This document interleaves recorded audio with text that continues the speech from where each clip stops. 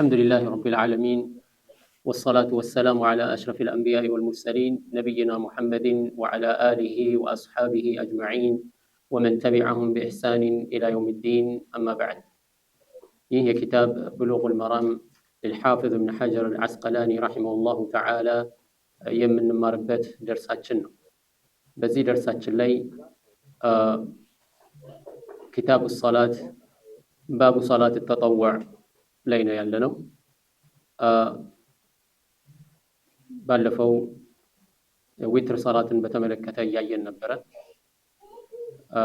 ካቆምንበት እንቀጥላለን። ዛሬ የምንጀምረው ከሐዲስ አቢ ሰዒድ الخدري رضي الله عنه ይሆናል። وعن أبي سعيد الخدري رضي الله عنه أن النبي صلى الله عليه وسلم قال أوتروا قبل أن تصبحوا رواه مسلم. ولابن حبان من أدرك الصبح ولم يوتر فلا وتر له. قتهم يا أبي سعيد الخدري رضي الله عنه قال قال رسول الله صلى الله عليه وسلم من نام عن الوتر أو نسيه فليصل إذا أصبح أو ذكر رواه الخمسة إلا النسائي. كأبي سعيد الخدري رضي الله عنه بتزكب حديث قال رسول الله صلى الله عليه وسلم من نام عن الوتر كوتر صلاة يتنيا يهون سو وتر صلاة سايسجد يتنيانا يلفو يهون سو أو نسيه ويم رستو يلفبت يهون سو فليصلي يسجد إذا أصبح بنقا جزي أو ذكر كالفوسلوت كهيدبت كنقا بوالا ويم برسا جزي سيستوس يسجد فليصلي إذا أصبح أو إذا ذكر معناه. رواه الخمسة إلا النسائي. حديثنا مستزجبوا تل إمام النسائي سكر. بزي حديث لي منا يوم ويتر صلاة ساي سجد بنك ألف يلفوا يهون سو فجر كم يوت أدرس ويم التنيم جن رسوا ساي سجد ባስታወሰ ሰዓት ከፈጅር በፊት ካስታወሰ ይሰግዳል። ከዛ በኋላ ግን ፈጅር ከወጣበት በኋላ ከሆነ በነጋ ጊዜ ይሰግደዋል ማለት ነው። فليصلي إذا أصبح أو ذكر ባስታወሰ ጊዜ ወይም በነጋ ጊዜ ይሰግዳል ማለት ነው። በእንቅልፍ ምክንያት ያለፈው የሆነ ሰው ማለት ነው። ፀሐይ ሳይወጣም ቢሆን ከፈጅር በፊት ጊዜ ካገኘ በዛ መሃል አዛን ቢልም ሊሰግድ ይችላል ማለት ነው። በእነዚህ ሁለት ምክንያቶች ከሆነ እነዚህ ሁለት ምክንያቶች በመሰረቱ ለሰላት ብቸኛ ዑዝር ናቸው። ሰላት ለማለፉ ማለት ነው። አንድ ሰው ሰላት እንዲያልፍበት ብቸኛ ዑዝር ምክንያት ምንድነው? ወይ መርሳት ነው ወይ እንቅልፍ ነው። እነዚህ ሁለት በተመለከተ በሌላ ሐዲስ ላይ እንደመጣው من نام عن الصلاة أو نسيها ሰላትን ሳይሰግድ እንቅልፍ የወሰደው የሆነ ሰው ወይም የረሳ የሆነ ሰው فليصليها إذا ذكرها لا كفارة لها إلا ذلك باستوس ساعة يسجد منم كفارة يلوم يهين كما رجوتش مالت بل إلى حديث لي دقمو من تبلوال من نسي من نام عن صلاته أو نسي فليصليها إذا ذكرها فذلك وقتها باستوس ساعة ويمكن كلفو بتنسى ساعة وريو يسجد يزا سو صلاة وقته يانو مالت ሲያስታውስ ወይንም ከእንቅልፉ ሲነሳ ነው ማለት ነው። ስለዚህ ይህ ሐዲስ ከጥቅል ከሆነው ማንኛውም የግዴታ ሰላትንም ጨምሮ ላሉ ዑዝሮች ሁሉ ተመሳሳይነት ያለው ነው ማለት ነው። በግዴታ ሰላት ላይ ያለውን ዑዝር የሚመሳሰል ነው በዊትር ላይ የመጣው። አንድ ሰው እንቅልፍ ከወሰደው እንደዚሁም ደግሞ እንቅልፍ አልወሰደውም ነገር ግን ረሳ ባስታወሰ ሰዓት ይሰግዳል ማለት ነው። ጊዜ ሳይባክን ወዲያው ይሰግዳል። ይሄ ሐዲስ ቀደም ሲል ያለው ሐዲስ ጋር ስናቆራኘው የተወሰነ ልዩነት እናያለን። ያውም من أدرك الصبح ولم يوتر فلا وتر له የሚለው ማለት ነው። ሱብህ የደረሰበት ዊትር ሳያደርግ ለሱ ዊትር የለውም የሚለው ነው። ነገር ግን ቀደም ሲልም እንዳነሳ ነው ይሄ ምንድነው እያወቀ እንቅልፍ ላይ ሳይሆን በንቃት ላይ ሆኖ እያወቀ ዝም ብሎ ያለፈው የሆነ ሰው አማ ሰላቱን ጀምሮ ሳይጨርስ ወቅቱ የገባበት የሆነ ሰው ፈጅር ወይም ደግሞ እንቅልፍ ወስዶት ሲነቃ ፈጅር የገባበት የሆነ ባለው ጊዜ ተጠቅሞ ዊትሩን ሰላት ይሰግዳል ማለት ነው። ስለዚህ ከፈጅር መውጣት በኋላ እንኳን ዊትሩን መስገድ ይችላል ማለት ነው። ቀደም ሲልም እንዳነሳነው መን ናመ አኒል ዊትሪ አው ነሲየሁ ፈሊሰሊ ኢዛ አስበሐ አው ዘከረው፣ ሲነጋ ወይም ሲያስታውስ እንደተባለው ማለት ነው። ስለዚህ በዚህ ሐዲስ መሰረት የምናየው ምንድነው? እሱ ሰዎች የሰላተል ዊትር የሚያመልጣቸው በተለያየ ምክንያት ነው ማለት ነው። አንደኛው ምክንያት ሰዎች እንቅልፍ ሳይወስዳቸው ንቁ ሆነው በመዘናጋት የሚያልፍባቸው ሰዎች አሉ። ሰዎች ሌላ ዊትር የላቸውም ማለት ነው፣ አልፏቸዋል። ሁለተኞቹ ደግሞ በእንቅልፍ ምክንያት ያሳለፉ፣ እንዲሁም ደግሞ ሌሎቹ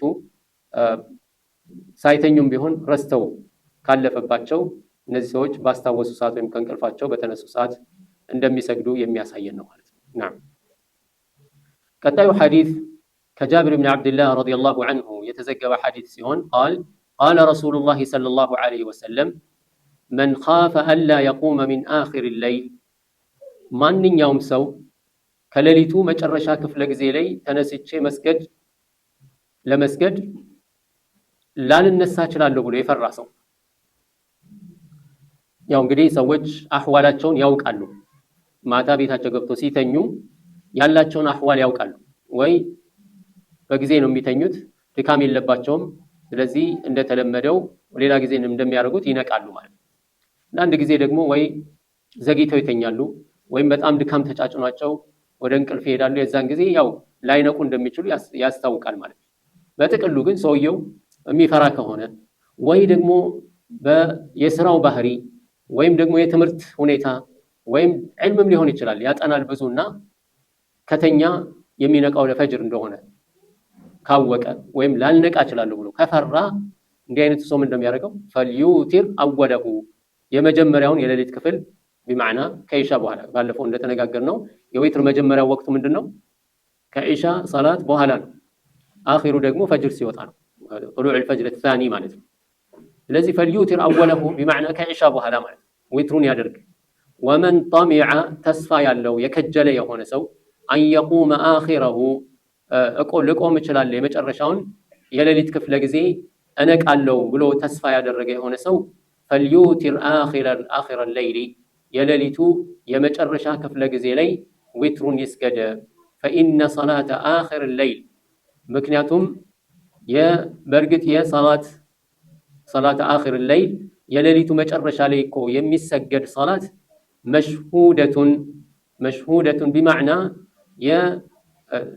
የሚጣዱበት ነው። መላኢካዎች የሚሳተፉበት የሚገኙበት፣ አላህ ስብሓነሁ ወተዓላ ወደ ሰማይ ዱንያ የሚመጣበትና የሚለምነኝ ማን ነው የሚሰጠው እያለ የሚጠይቅበት ወቅት ላይ በመሆኑ ማለት ነው። ቢማዕና መሽሁደ ማለት መሕዱራ ማለት ነው። ያዕኒ የሕዱሩ ፊሃ አልመላኢካ፣ በዛ ወቅት ላይ መላኢካዎች የሚጣዱበት ወቅት ነው። እንደዚሁም አላህ ስብሓነሁ ወተዓላ በሰማይ ዱንያ ላይ የሚመጣበት ወቅት ስለሆነ ያ ነው እንግዲህ ፈልዩቲር አኺረ ሌይል የተባለበትን ምክንያት ለመግለጽ ነው። ለምንድን ነው እሱ? አንድ ሰው ከፈራ ይሄን ያህል፣ ካልፈራ ግን የተሻለው የትኛው ነው? አሁን ካነጋገሩ ራሱ ስናየው ከአረፍተ ነገሩ አቀማመጥ ራሱ ስናይ ከፈራህ ነው አወል ሌይል የምትሰግደው፣ ካልፈራህ ግን የአኺር ሌይልን ስገድ። ምክንያቱ ደግሞ ይሄ ነው፣ የአኺር ሌይል የተመረጠበት ምክንያቱ ማለት ነው። ከዚህ ሐዲስ የምንረዳው ዊትር የመጀመሪያው የሌሊት ክፍለ ጊዜ፣ መሃለኛው የሌሊት ክፍለ ጊዜ፣ የመጨረሻ የሌሊት ክፍለ ጊዜ ላይ መስገድ እንደሚቻል ነው ማለት ነው። በሁሉም ወቅት ላይ ከሌሊት ከኢሻ በኋላ ባለው በየትኛውም ወቅት ላይ አንድ ሰው መስገድ ይችላል። ስለዚህም ከኢሻ ሰላት አንስቶ እስከ ፈጅር ያለውን የሌሊት ክፍለ ጊዜ የዊትር ሰላት ወቅት ነው ማለት ነው። በእነዚህ ወቅቶች ውስጥ የሆነ ሰዓት ላይ ተነስቶ ሊሰግድ ይችላል ማለት ነው። ሌላው ተአኺር አልዊትር ፊ አኺር ሌይል፣ ዊትርን የመጨረሻው የሌሊት ክፍለ ጊዜ ላይ አዘግይቶ መስገድ አቅሙ የፈቀደ የሆነ ሰው፣ ችሎታው ያለው የሆነ ሰው፣ ያንን ነገር ለማድረግ የማይቸገር ለሆነ ሰው ሁሉ የሚበጀው እሱ ነው ማለት ነው። የተመረጠው አፍضሉ እሱ ነው። ተስፋ ያደረገና እኔ ነቃ እችላለሁ ብሎ እርግጠኛ ከሆነ ወይም ደግሞ በልቡ ይሄንን ሐሳብ ካዘነበለ ማለት ነው። ምክንያቱም የነብዩ ሰለላሁ ዐለይሂ ወሰለም ዊትር ብዙ ጊዜ ይሄዳል ከኢሻ በኋላ ራሱ ጀምሮ እስከ ሰሐር እስከሚነጋጋ ድረስ ፈጅር ሊደርስ እስከሚቀርብ ድረስ ይረዝማል የነብዩ ሰለላሁ ዐለይሂ ወሰለም ሰላት። አኺር الليل ላይ የሚሰገድ ሰላት ተሽهدها الملائكة መላእክቶች ይሳተፋሉ፣ መላእክቶች እዛ ቦታ ላይ ይገኛሉ። ይሄ ለዛ ወቅት ክብር ነው ማለት ያ ወቅት ትልቅ ቦታ ቫልዩ ያለው ወቅት እንደሆነ ያሳየናል። እንደዚሁም ወቅት ሙናጃት ኢላሂ ሱብሓነሁ ወተዓላ አላህን ሱብሓነሁ ወተዓላ የሚያወራበት ወቅት ነው። አንድ ሰው በነፃነት በክፍት በሆነ ሁኔታ አላህን ሱብሓነሁ ወተዓላ እየጋበዘ ባለበት ሁኔታ የሚደረግ ሰላት ስለሆነ ማለት ነው። ምክንያቱም የአላህ መልእክተኛ ነብዩ ሰለላሁ ዐለይሂ ወሰለም በሰሒህ ቡኻሪ በሰሒህ ሙስሊም በተዘገበ ሐዲስ ينزل ربنا إلى السماء الدنيا كل ليلة በየሌሊቱ አላህ ሱብሓነሁ ወተዓላ ወደ ሰማይ ዱንያ ይወርዳል። حين يبقى ثلث الليل الآخر የሌሊቱ የመጨረሻው 1/3ኛ ክፍል ሲቀር ማለት ነው ሊነጋ። فيقول من يدعوني فأستجيب له ማን የሚለምነኝ የምሰጠው፣ من يسألني فأعطيه የሚጠይቀኝ የምሰጠው ማን ነው፣ ومن يستغفرني فأغفر له እንደዚሁም ምህረት የሚጠይቀኝ የምምረው ማን ነው እሱ ይላል። እንደዚሁም ይሄ የመጨረሻውን የሌሊት ክፍለ ጊዜ ምን ያደርገዋል? የተለየ በጣም ትልቅ ቦታ ያለው ያደርገዋል ማለት መላእክቶች የሚሳተፉበት የሚጣዱበት ከመሆኑም ጋር አላህ ሱብሓነሁ ወተዓላ ወደ ሰማይ ዱንያ የሚመጣበት ወቅት ነው። ለዚህ ተሐጁድ የሚባለው ቀደም ሲል እንደተነጋገርነው አንድ ሰው የተወሰነ እረፍት አድርጎ ከእንቅልፉ ተነስቶ ሌሊትን ዊትርን በሚሰግድበት ጊዜ ነው። ይሄን ነው አላህ ሱብሓነሁ ወተዓላ ሱረቱል ሙዘሚል ላይ ኢነ ናሺአተል ሌይሊ ሂየ አሸዱ ወጥዐን ወአቅወሙ ቂላ ያለው ማለት ነው። ከዚህ በተረፈ ላልነሳ እችላለሁ ብሎ የፈራ ሰው ደግሞ መሆን ያለበት ምንድነው? ከመተኛቱ በፊት ነው። ይሄንንም ካሁን በፊት የሐዲስ አቢ ሁረይራ ረዲየላሁ ዐንሁ እንደተነጋገርነው አውሳኒ ኸሊሊ ፊ ሰላቲን የኔ ልዩ ወዳጅ ነብዩ ሰለላሁ ዐለይሂ ወሰለም በሶስት ነገር ላይ አደራ ብለውኛል፣ እኔም ደግሞ እስከ ህይወት የመጨረሻ ድረስ አልተወውም በሚል የተናገረበት ማለት ነው። ያው ምንድነው? አን ኡቲራ ቀብለ አን አናም ከመተኛቴ በፊት ዊትር መስገድ እንዳለብኝ። ይህንን በተመለከተ ዑለማዎቹ ምን ይላሉ? አቢ ሁረይራ ረዲየላሁ ዐንሁ በጣም በዕልም ላይ ትኩረት ስለሚያደርግ አሉ። በዕልም ላይ ትኩረት ስለሚያደርግ የነብዩ ሰለላሁ ዐለይሂ ወሰለም ሐዲስ ስለሚሸመድድ በዛ ላይ ትኩረት ሲሰጥ ይረፍድበታል ከመተኛቱ በፊት እና በአብዛኛው የሌሊቱ ክፍለ ጊዜ ፈጅር ላይ ነው የሚነሳው። ስለዚህ አላህ መልእክተኛ ነብዩ ሰለላሁ ዐለይሂ ወሰለም አደራ ብለውኛል የሚለው ያንን ነው ይላል።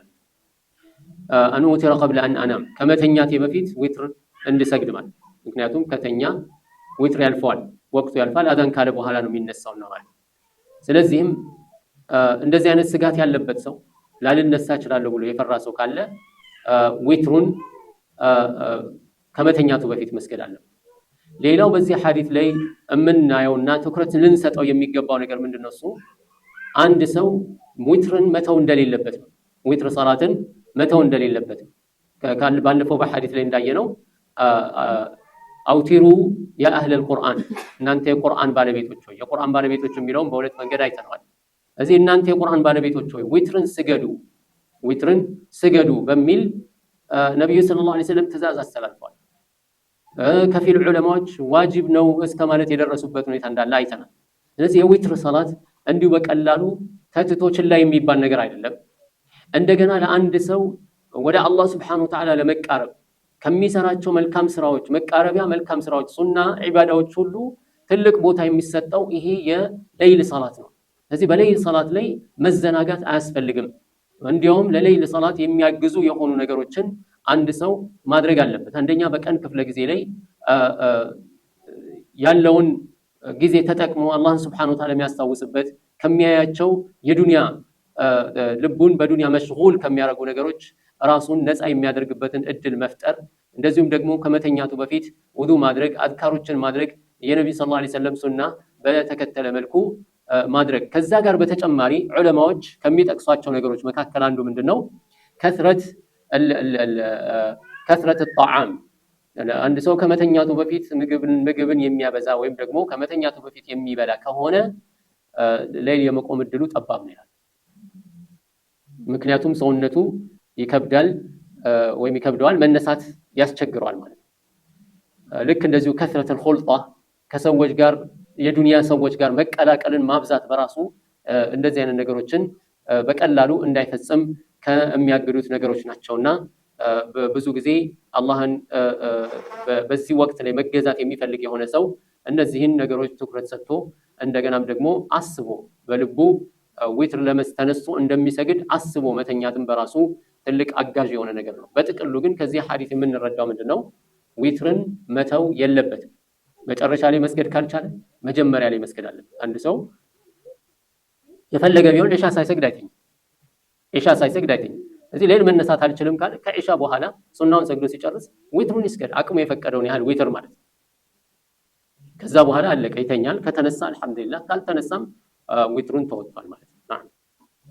ቀጣዩ ሐዲስ ኢብኑ ዑመር ረዲየላሁ ዐንሁ وعن ابن عمر رضي الله عنهما عن النبي صلى الله عليه وسلم قال عبد الله بن عمر رضي الله عنهما بتزجب حديث من على عن النبي صلى الله عليه وسلم كنبي صلى الله عليه وسلم سمت باستلالفو إذا طلع الفجر فجر كوتأكو فقد ذهب وقت كل صلاة الليل والوتر فجر وتأملت يليل صلاة وقت ألف مالت يوتر صلاة وقت ألف مالت سلزهم فأوتروا قبل طلوع الفجر فجر كموتاتو بفيت وترن سجدون ይሄ ያው ቀደም ሲል እንዳሳለፍነው ሐዲስ ሁሉ ይሄኛውም የዊትር ሰላት ወቅቱ ምን እንደሆነ የሚያሳየን ነው ማለት ነው።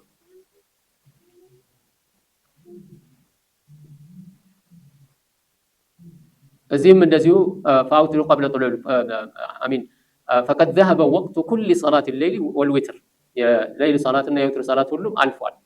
ከዚህ በኋላ ምንም እድል የለውም። እንግዲህ ቀደም ሲል ካሉት ሐዲሶች ጋር አንድ ላይ ስናሰባስበው የምናገኘው ምንድነው? እሱ ያለ ዑዝር ያለ ምንም ምክንያት ያለፈውን ሰው በሚመለከት ከዚህ በኋላ ልስገድ ብሎ የሚሰግደው ምንም ነገር የለም። ነብዩም ሰለላሁ ዐለይሂ ወሰለም አንዳንድ ጊዜ ከነጋ በኋላ ቀን ላይ 12 ረካዓ ይሰግዱ እንደነበረ ተነግሯል። ነገር ግን ያ በምን ምክንያት ነው ተብሏል? በሰፈር ምክንያት ወይም በህመም ምክንያት ሲያልፋቸው የሚል ነገር ተቀምጧል ማለት ነው። እዚህ አንድ ሰው በዑዝር ምክንያት እነዚህ የሰላት ዑዝሮች ደግሞ ካሁን በፊት እንዳነሳ ነው ያለፉ አሳልፈናቸዋል። ስለዚህ በዛ መሰረት ያለፈው ሰው የዊትር ሰላትን መስገድ የሚችልበትን እድል የሚከፍት ነው ማለት ነው። የአላህ መልእክተኛ ነብዩ ሰለላሁ ዐለይሂ ወሰለም كان رسول الله صلى الله عليه وسلم إذا لم يصلي من الليل منعه من ذلك النوم أو غلبته عيناه صلى من النهار 12 ركعة እንደታ የሚል ዘገባ አለ። በዛ መሰረት ማለት ነው። ቀጣዩ ሐዲስ አሁን የዊትር ሰላትን ጨርሶ ወደ ሰላት الضحى እየሄደ ነው ማለት ነው። وعن عائشة رضي الله عنها قالت كان رسول الله صلى الله عليه وسلم كناتاችን عائشة رضي الله عنها በተዘገበ ሐዲስ ምን አለች? كان رسول الله صلى الله عليه وسلم የአላህ መልእክተኛ ነብዩ ሰለላሁ ዐለይሂ ወሰለም እኮ يصلي الضحى 4 صلاة الضحى 4 ረካዓ ይሰግዳሉ። ويزيد ما شاء الله እንዲሁም ከ4 ረካዓ በላይ አላህ የሻላቸውን ይጨምሩበታል ይላል። رواه مسلم ሐዲሱን ኢማሙ ሙስሊም ዘግበውታል። وله እንዲሁም ኢማሙ ሙስሊም በዘገቡት ሐዲስ عنها من عن عائشة رضي الله عنها ማለት ነው أنها سئلت ተጠየቀች هل كان رسول الله صلى الله عليه وسلم ነብዩ صلى الله عليه وسلم ነበሩ እንዴ يصلي الضحى صلاة الضحى የሚሰግዱ ነበሩን? قالت لا አይሰግዱም ነበር إلا أن يجيء من مغيبة ነብዩ صلى الله عليه وسلم ከራቅ ብለው ከሄዱበት በሚመለሱ ጊዜ ሲሆን እንጂ አይሰግዱም ነበር ትላለች። وله عنها እንዲሁም ሙስሊም በዘገቡት ሐዲስ ከዓኢሻ ረዲየላሁ عنها ما رأيت رسول الله صلى الله عليه وسلم يصلي قط سبحة الضحى وإني لأسبحها የአላህ መልእክተኛ ነብዩን ሰለላሁ ዐለይሂ ወሰለም እኮ ما رأيت አላየኋቸውም يصلي قط በጭራሽ ሲሰግዱ አላየኋቸውም سبحة الضحى ضحى የضحى ሰላትን ሱና ማለት ነው። وإني لأسبحها እኔ ግን ያችን ሱና እሰግዳታለሁ። በዚህ ሐዲስ ላይ ወይም በእነዚህ ሐዲሶች ላይ የምናየው ጥቅል የሆነ የሰላት الضحى መልእክቶችን ነው። ሰላት ዱሓ በጥቅሉ መጀመሪያ ስለ ሰላት ዱሓ ለማንሳት ሰላት ዱሓ ከሱና ሰላቶች ከተወደዱ የሱና ሰላቶች አንዱ ነው። ኢማም አልቡኻሪ ኢማም ሙስሊም የዘገቡት ሐዲስ ነው። ቀደም ሲል ያሳለፍነው ከአቢ ሁረይራ ረዲየላሁ ዐንሁ አውሳኒ ኸሊሊ ቢሰላፊ የኔ ምርጥ ወዳጅ ነብዩ ሰለላሁ ዐለይሂ ወሰለም አውሳኒ ኸሊሊ ረሱሉላህ ሰለላሁ ዐለይሂ ወሰለም ቢሰላፊ ሶስት ነገር አደራ ብለውኛል። ምንድናቸው እነዚህ ሶስት ነገሮች? አን ኡቲረ ቀብለ አን አናም ከመተኛቴ በፊት ውትር እንድሰግድ፣ ወሰላት ዱሓ ሰላት ዱሓን፣ ወሲያሚ ሰላሰቲ አያም ፊ ኩል ሸህር በየወሩ 3 ቀን መጾም። ይሄ ምን ያሳየናል?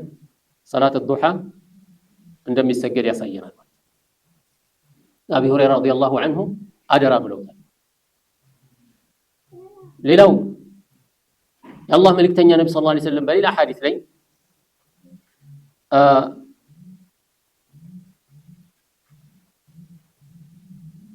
في كل سلامة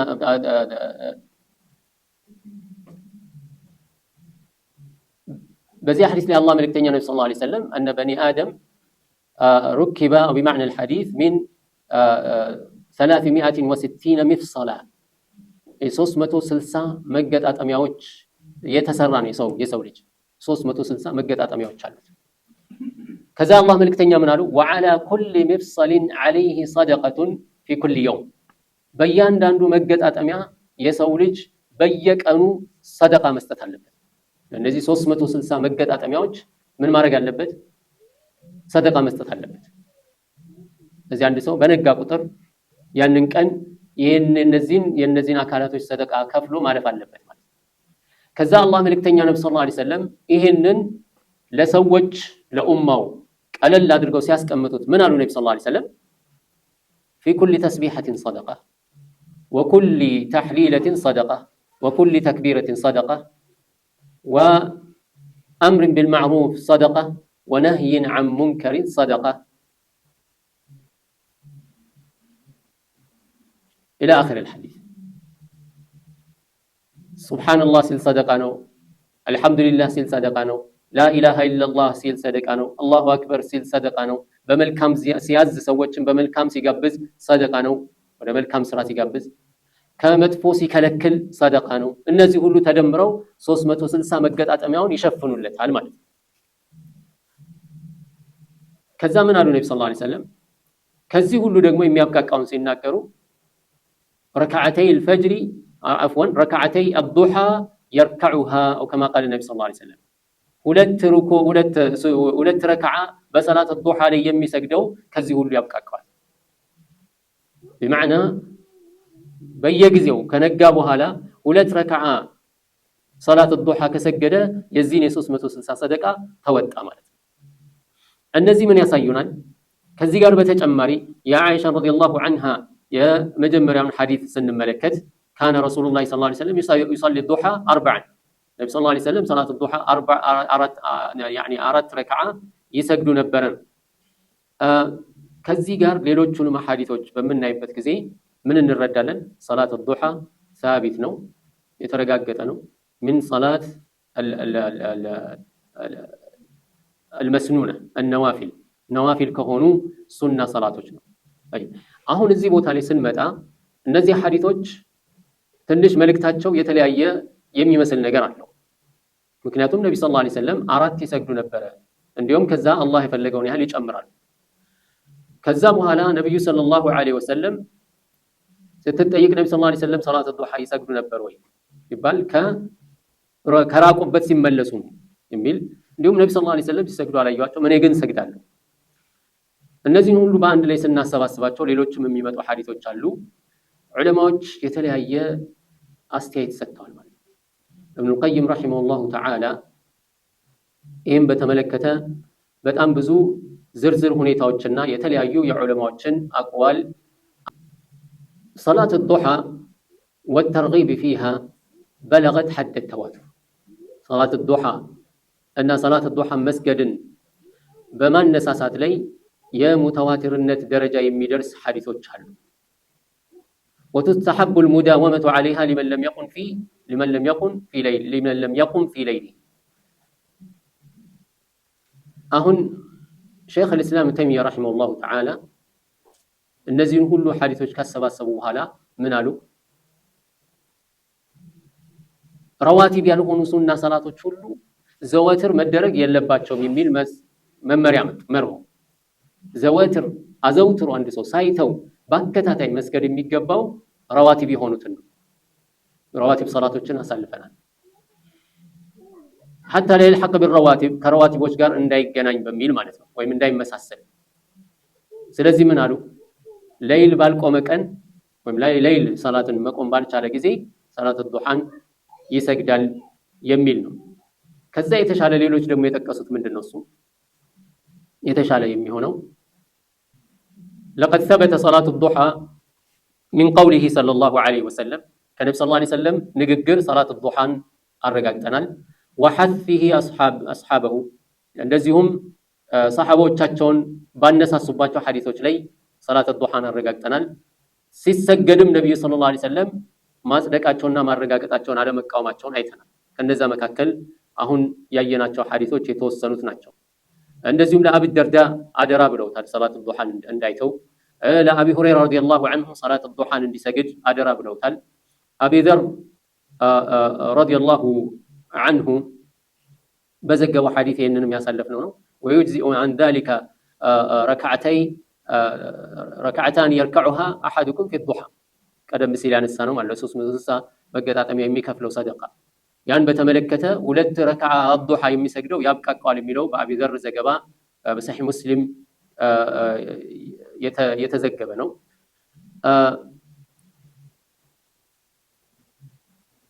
እንደዚሁም ሌላ የምናየው ነብዩ ሰለላሁ ዐለይሂ ወሰለም አንዳንድ ጊዜ አንዳንድ ሱና ሰላቶችን አዘውትረው አይሰግዱም። ለምን? ያ ነገር ሰሃቦቹ እያዩ ተከትለው እሳቸው እንደሚያደርጉት ሲያደርጉ ወደ ዋጅብነት አላህ Subhanahu Wa Ta'ala እንዳይቀይረው የሚል ስጋት አለ ይላል ነብዩ ሰለላሁ ዐለይሂ ወሰለም። በዚህ ምክንያት የተዋቸው የሱና ሰላቶች እንዳሉ እናውቃለን ማለት። ስለዚህ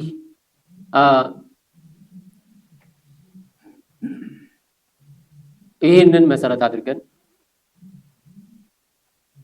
አይሻ ረዲየላሁ ዐንሃ ነብዩ ሰለላሁ ዐለይሂ ወሰለም ባይሰግዱትም እኔ ግን አልተውም እስከ መጨረሻው ድረስ ስትል አይሻ ረዲየላሁ ዐንሃ ይሄን ሰላት ዱሃ ትሰግድ ነበር ማለት ነብዩ ሰለላሁ ዐለይሂ ወሰለም እያሉ ከሞቱም በኋላ የአላህ መልእክተኛ ነብዩ ሰለላሁ ዐለይሂ ወሰለም ደግሞ እያዩት ዝም አይሉም የሚለው አንድ እንደ ደጋፊ ማስረጃ ተወስዷል።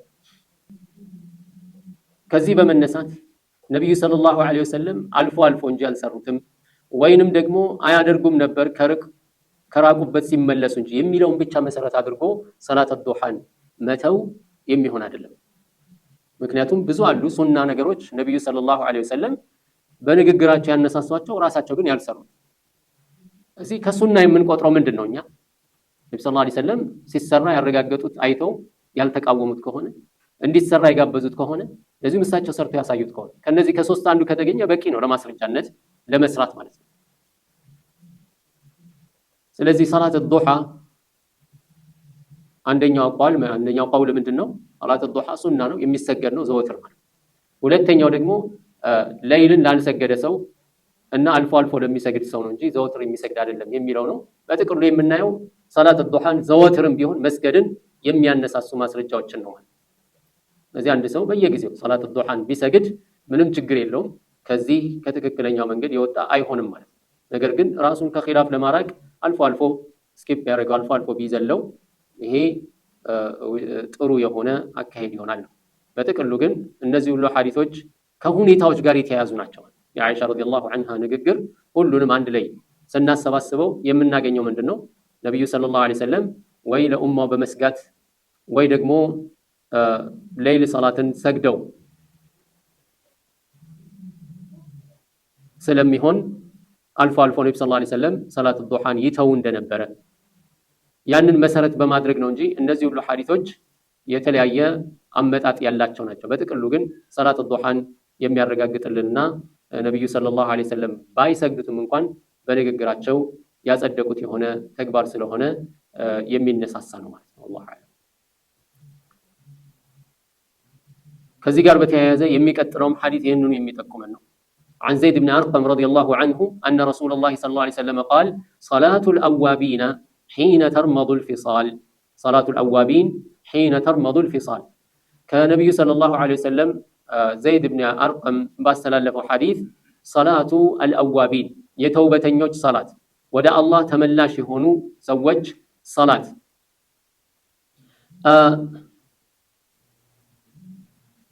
አዋብ የሚባለው እንግዲህ ምንድን ነው? አንድ ሰው ወንጀልን ትቶ ጥፋቱን ትቶ ሙሉ ለሙሉ ወደ አላህ ስብሓነሁ ወተዓላ ሲመለስና በዒባዳ ላይ በጣዓ ላይ ትኩረት ሲሰጥ አዋብ ይባላል። ሰላቱል አዋቢን ያሉት ምኑን ነው? የሰላት ዱሓን ነው። ሰላት ዱሓን ነው ሰላት አልአዋቢን ያሉት ማለት ነው። ሒነ ተርመዱል ፊሳል ወቅቱ የሚሰገዱበት ወቅት ማለት ነው። አልፊሳል የሚለው የግመል ግልገል ማለት ነው። የግመል ግልገል ምን ይባላል? ፊሳል ይባላሉ። ተርመዱ ማለት ምንድነው? ሲቃጠሉ ማለት ነው። በማዕና የሆነ ሰዓት ላይ ያለ ጠዋት ከቤታቸው ወጥተው እረኛ ያገዳቸው እያለ የሆነ ሰዓት ላይ አሸዋው ይግላል። አሸዋው ሲግል እነዚህ ግልገሎቹ ያንን አሸዋ መቋቋም ያቅታቸዋል። ይሄ ነው የሚያቃጥላል ማለት ነው። ይሄ እንግዲህ ያው ብዙ ጊዜ ሰዎች ሐታ በበረሃው አካባቢ ላይ የታወቀ ነው። አሸዋው በጣም ይግልና እነዚህ ግልገሎቹ እሱ ላይ መቆም አይችሉም። እንዲያውም ሐታ ለዑምራ ወይ ለሐጅ በሄድክበት ሞቃት ወቅት ላይ ካጋጠመ ጥሩ ጫማ ማድረግ አለ። ለበለዚያ ጫማውን ራሱ ያቀልጠዋል። መሬቱ ግለት ማለት ነው። እና የሆነ ሰዓት ላይ አለ ሰላት ዱሓ የሚሰገደው በዛ ወቅት ላይ ነው የሚለውን ለመጠቆም ነው። ሒነ ተርመዱል ፊሳል ያለው ተርመዱ አይ ተሕተሪቅ እንደማለት ሲያቃጥላቸው ጫማቸው እግራቸውን ኮቴያቸውን መቆም አይችሉም እዛ ላይ አሸዋው ስለሚግል ማለት ነው። ወይ ሽደቱ ሐራረቲል አርድ የመሬቱ የሙቀት መጠን ከፍ እያለ ሲሄድ ያቃጥላል። እነዚህ ግልገሎቹ አይችሉትም። የዛ ሰዓት ላይ ነው። ፊሳል ማለት ምንድነው ብለናል? የግመል ግልገሎች ማለት ሒነ ተርመዱል ፊሳል ማለት የግመል ግልገሎች መሬቱ ሲያቃጥላቸው ወይም መቆም በማይችሉበት ሰዓት ላይ የዛ ሰዓት ነው የሰላት አልአዋቢን። አዋቢን የተባለበት ምክንያት ይላሉ በዛ አካባቢ ላይ የተለመደው ምንድነው? እሱ ሰዎች በጠዋት ለሚያረጉት ለሐጃቸው የሚወጡት በጠዋት ይወጣሉ። ከዛ በኋላ የሚሸጠውም ይሸጣል፣ የሚያርሰውም ያርሳል። ሁሉም ስራውን ይሰራና ከዙሁር በፊት ሁሉም ምን ይሆናል? ወደ ቤቱ ይመለሳል። ለቀይሉላ ማለት ነው። ቀይሉላ እነሱ ዘንድ የሚታወቀው ከዙሁር በፊት ነው። ቀይሉላ የሚተኙት ማለት ተኝተው እረፍት አድርገው ከዛ በኋላ ለዙሁር ሰላት ነው። ለዚህ ሰው ከስራው በሚመለስበት ሰዓት የሚፈልገው ምንድነው? ቶሎ ብሎ ወደ ቤቱ ገብቶ እረፍት ማድረግ፣ ቀዝቃዛ ነገር ካለ እረፍት የሚያደርግበት ይሄን ነው የሚፈልገው። እነዚህ ግን አላህን የፈሩ ወደ አላህ የተመለሱ ሰዎች ቶሎ ብለው ወዴት ነው የሚሮጡት? ወደ ሰላታቸው ነው የሚሮጡት። ያ ነው አዋብ ያስባላቸው ማለት። በጥቅሉ ግን አዋብ የሚለው ምንድነው? ወደ አላህ የተመለሱ ሰዎች። ሰላቱል አዋቢን ሒነ ተርመዱል ፊሳል የሚለው ወቅቱን ያሳየናል ማለት ነው። የሰላት ዱሓ ወቅቱ የቱ ጋር ነው? አስለን ካሁን በፊትም እንደተነጋገርነው ሰላት ዱሓ ወቅቱ የሚጀምረው መቼ ነው?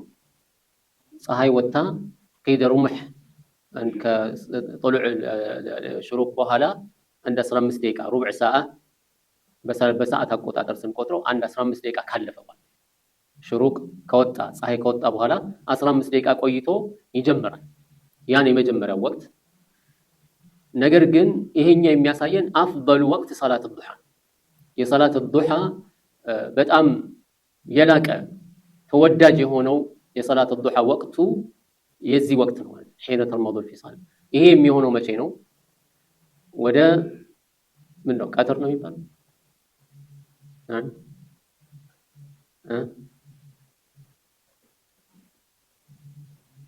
ቀትር ምንድን ነው? ወደ 10 ሰዓት ቀትር የሚባለው ይሄን ተውትና ቀትር ነው። ቀትር የሚለውን የሚያቅሰዋል አማርኛ ነው አይደል? ቀትር አይ ይባላል። ከቀትር በፊት ከቀትር በኋላ ይባላል። ኑን ነው መሰለኝ ኑን ቢፎር ኑን እና አፍተር ኑን طيب طول على كل حال የሰላት الضحى ወቅቱ የት ነው? ፀሐይ ልክ እንደወጣች 15 ደቂቃ ፀሐይ ከመሃል አናት መሃል ለመሃል ከመድረሱ በፊት ባለው ወቅት ላይ ፀሐይ መሃል ለመሃል ስትደርስ ምን ይሆናል? ወቅት ነህ ይሆናል፣ የተከለከለ ወቅት ይሆናል። ዘዋል ሲገባ ደግሞ ምን ሆነ? ሲዘነበል ዙህር ገባ ማለት ነው። እዚህ በእነዚህ መሃል ነው قبل الزوال እና بعد طلوع الفجر ይሄ ነው ወቅቱ። بمعنى ወደ 10 ሰዓት አካባቢ ሊሆን ይችላል። በጣም ፀሐይ የሚግልበት ወቅት ላይ ማለት ነው። በተለይ በረሃማ አካባቢ ላይ ይታወቃል ይሄ ተርመዙል ፊሳል የሚለው። ስለዚህ ወደ 10 ሰዓት አካባቢ ላይ ማለት ምርጥ ሰዓት የሚባለው ከ10 እስከ 11 ባለው ወቅት ላይ ነው ማለት ነው። ከ10 እስከ 11 ሰዓት ባለው ወቅት ላይ ይሄ በጣም የሰላት الضحى ምርጥ ሰዓት ነው። ያ ማለት ግን ከዛ ውጭ አይሰገድም ማለት ነው። እንዳልነው ከፀሐይ ከወጣች 15 ደቂቃ ጀምሮ ምን አለ? ሰላት الضحى አለ።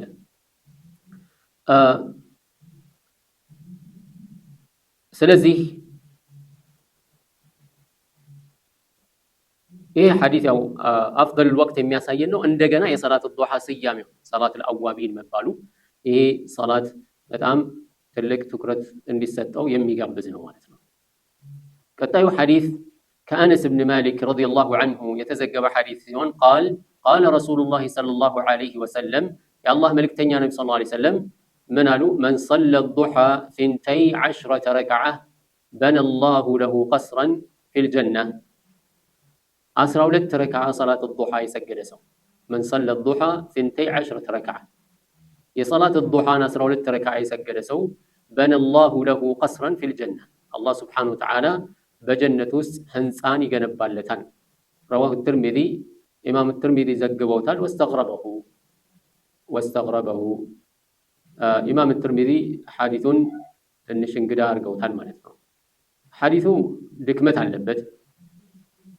ድክመት አለበት ከመሆኑም ጋር በተለያዩ ደካማ ሐዲሶች ይታገዛል ይላል። መስካሪ የሆኑ ደጋፊ ሐዲሶች አሉት። ከነዛ መካከል የአቢ ደርዳ ሐዲስ አለ። من صلى الضحى ركعتين لم يكتب من الغافلين صلاة الضحى ሁለት ረክዓ የሰገደ ሰው ከጋፊሎች አይመዘገብም። ومن صلى 12 ركعة بنى الله له بيتا في الجنة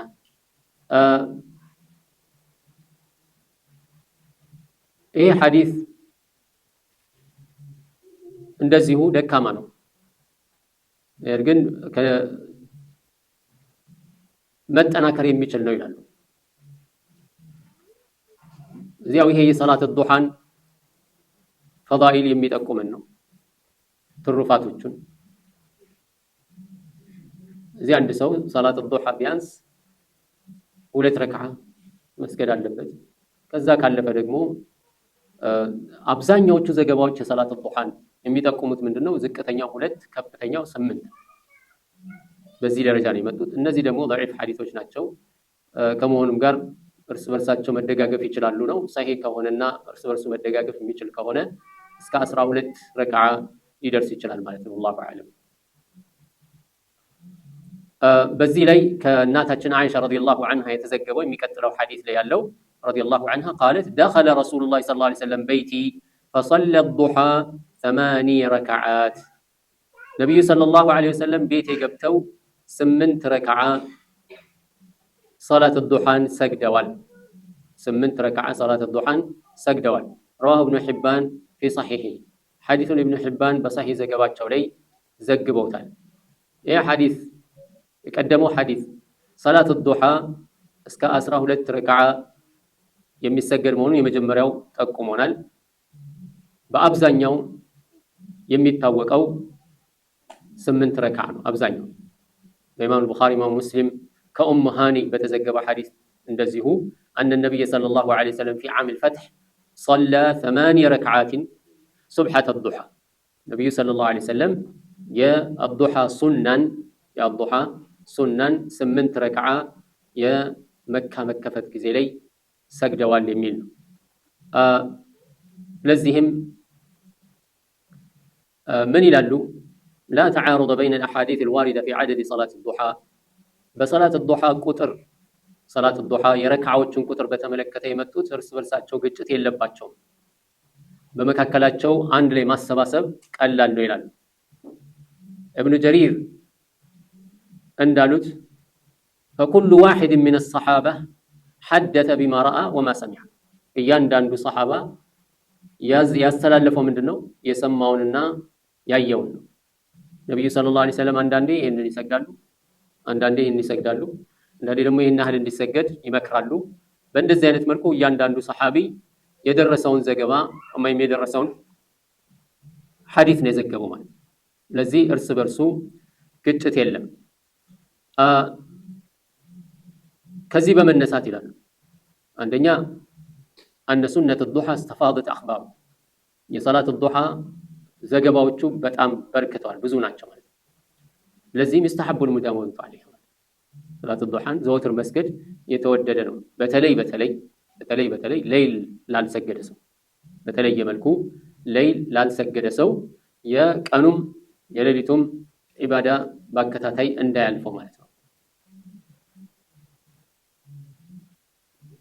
صلاة الليل ሁሉ ጊዜ ዘወትር የሚሰግድ ግን صلاة الضحى አልፎ ስኪፕ ቢያደርግ አልፎ ቢዘለው ይወደዳል ይላል ያው አخبارዎቹን አንድ ላይ ሐዲሶቹን ለማሰባሰብ ነው ዘወትር صلاة الليل የሚሰግድ የሆነ ሰው صلاة الضحى አልፎ ያልፈው ወኢላ ግን የصلاة الضحى ጉዳይ የተረጋገጠ ነው ማለት ነው ከዚህ ጋር ተያይዞ ፋኢዳ ያነሳሉ ከናታችን አይሻ ረዲየላሁ ዐንሃ የተዘገቡት ሐዲሶች በተመለከተ ያው የተለያዩ መልእክት የሚያስተላልፉ አሉ صلاها من غير تحديد ቁጥሩን ሳይገድቡ የሰገዱበት እንዳለ የመጀመሪያ ላይ ያየነው يصلي الضحى 4 ركعات ويزيد ما شاء የሚለው እንዲሁም በሌላ ጊዜ دخل رسول الله صلى الله عليه وسلم بيتي وصلى الضحى 8 ركعات 8 ركعات እንደሰገዱ የሚጠቁመው በሌላው ላይ ما كان رسول الله صلى الله عليه وسلم يصلي الضحى الا ان يجاء من مغبة ከራቁበት ሲመለሱ እንጂ የሚለው እነዚህ ሁሉ አሰባስበው ዑለማዎች ምን ይላሉ بانها في الاثبات نقلت أخبار من رآه من الصحابة فروت عنه دون أن تنسب إليه وأما رواية النفي فإنها لم تشاهد يصليها لذي هون من دنيا عائشة عن حديث بأن ليس السواسب يسكمتت من دنيا عائشة رضي الله عنها الصعب لا يجبت هنيت علي سيسجدوا على يوم بلا تناقرالج ሌሎች ሰሃቦች ሲሰግዱ ያየችውን ደግሞ ማን ነው ያዩትን የነገሯትን ደግሞ እነሱ ነገሩኝ ባትልም የሰማቸውን ነብዩ ሰለላሁ ዐለይሂ ወሰለም እንደሰገዱ አድርጋ ተናግራለች የሚለው ቀለል ያለ የሷን ዘገባዎች በአንድ ላይ የሚያሰባስብ ነው ይላሉ والله تعالى اعلم وصلى الله وسلم على نبينا محمد وعلى اله وصحبه اجمعين